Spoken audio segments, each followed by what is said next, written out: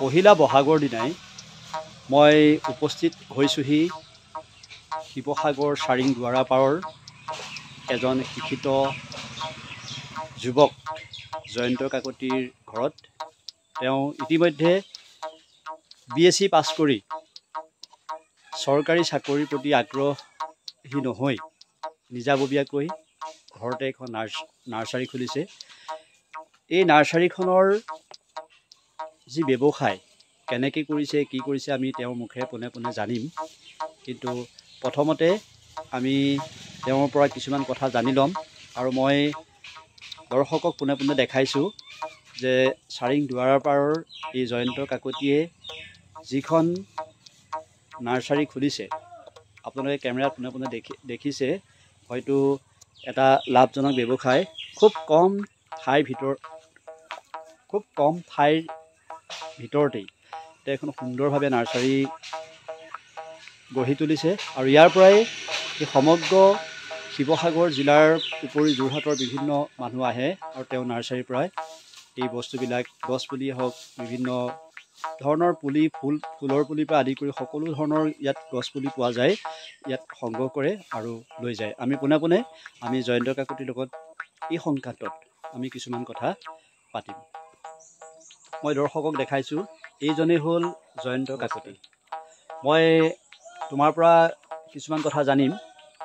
এইখন নাৰ্চাৰী যে খুলিলা, কিয় খুলিবলগীয়া হ'ল? আচলতে মই পোনপ্ৰথমেই সদৌ অসমবাসী ৰাইজক অসমীয়া নৱবৰ্ষৰ শুভেচ্ছা জনাইছোঁ। এতিয়া মোৰ নাৰ্চাৰীখনৰ নাম হৈছে কাঞ্চন নাৰ্চাৰী, শিৱসাগৰ চাৰিঙৰ।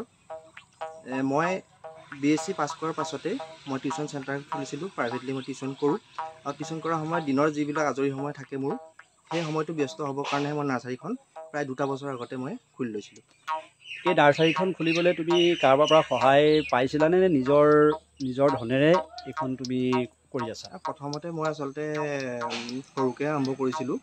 বৰ্তমান এতিয়া অকণমান বহলাইছোঁ আৰু তাৰ ক্ষেত্ৰত মোৰ কেইবাজনো বন্ধুৱে মোক সেইটো ক্ষেত্ৰত সহায় কৰিছে।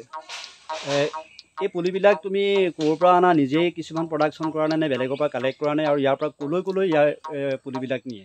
যিবিলাক আচলতে আমাৰ শাক পাচলিৰ পুলি থাকে সেইবোৰ আমি ইয়াতে উৎপাদন কৰোঁ।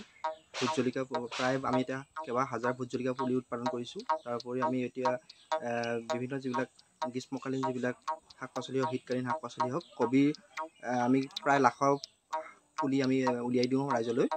আৰু তাৰ উপৰিও এইডোখৰত এতিয়া যিহেতু চাৰিং দুৱাৰাপাৰ এটা বৰ বৃহৎ অঞ্চল, মানে বৃহৎ অঞ্চলৰ মানুহে তোমাৰ ইয়াৰ পৰাই যথেষ্ট পৰিমাণে পুলি গৈছে। তাৰ উপৰি যিবিলাক আমাৰ বাকী ফল মূলৰ পুলি আহে সেইবিলাক কলিকতাৰ পৰাই আহে। আৰু কলিকতাৰ পৰা আমি পোনপটীয়াভাৱে নলওঁ।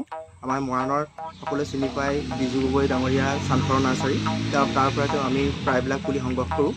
আৰু ভোট জলকীয়া পুলি ধনীৰাম চেতিয়া ডাঙৰীয়াৰ পৰা আমি লৈছোঁ। আৰু বিভিন্ন জনৰ পৰা তুমি সংগ্ৰহ কৰা। তোমাৰ এই কাঞ্চন নাৰ্চাৰীৰ পৰাই কিছুমান পুলি আমাৰ ডিমাপুৰৰ পৰা আহে, নগাঁৱৰ পৰাও লওঁ কিছুমান পুলি। আৰু কিছুমান মানে আমাৰ যিবিলাক ইনডোৰ প্লেণ্টছ হয় সেইবিলাক আমি প্ৰায় ডিমাপুৰৰ পৰা লওঁ। এতিয়া তুমি ইয়াৰ পৰা লাভান্বিত হৈছানে? পাৰি, যথেষ্ট পৰিমাণে লাভান্বিত হ'ব পাৰি। ইয়াতে যিবিলাক আমি শাক পাচলি পুলি উলিয়াইছোঁ সেইটোতো বিশেষ মূলধন আমাৰ খৰচ হোৱা নাই আৰু সেইটো যথেষ্ট আমাৰ লাভ হৈছে। বাকী ক্ষেত্ৰতো লাভ হয়। আমি তোমাৰ নিজেই দেখিছোঁ, আনে ক'বই নালাগে, আমি নিজেই দেখিছোঁ, স্বতঃস্ফূৰ্তভাৱে দেখিছোঁ তুমি কষ্ট কৰিছা, ইয়াৰ কষ্টৰ ফলো পাইছা। আৰু বিশেষকৈ আমি এটা বাৰ্তা দিব বিচাৰিছোঁ, সাম্প্ৰতিক সময়ত চাকৰিৰ কথা যিসকলে ভাবি থাকে, কেৱল অকল চাকৰি, গতিকে চাকৰিৰ প্ৰতি আগ্ৰহান্বিত নহৈ এই জয়ন্ত কাকতিৰ দৰে যদি কোনোবাই নাৰ্চাৰী খুলি লয় নিশ্চয় লাভান্বিত হ'ব। আৰু এইটো হ'ল এটা নৱপ্ৰজন্মৰ কাৰণে এটা হ'ল উদাহৰণ, কেৱল মাত্ৰ এটা উদাহৰণেই। আমি আৰু তোমাক এটা কথা সুধিব বিচাৰিছোঁ যে তুমি যুৱকসকলক কি ক'বা? সাম্প্ৰতিক সময় দেখা যায় তিনিআলি চাৰিআলি আড্ডা পিটি থাকে, বিভিন্ন সময় এনে নষ্ট কৰি থাকে। গতিকে সেই নষ্ট কৰি থকা ল'ৰা ছোৱালীবিলাকক, যুৱকবিলাকক বা নৱপ্ৰজন্মক তুমি কি বুলি ক'বা? নৱপ্ৰজন্মক তেনেকুৱা আমি আচলতে নৱপ্ৰজন্মক একেবাৰে বাদ দেখাব পৰাকৈ হোৱা নাই। আমি যদি ক'বলৈ যাওঁ তেতিয়া মানুহে আমাকো হাঁহিব, কাৰণ আমিও তিনিআলিত বহোঁ।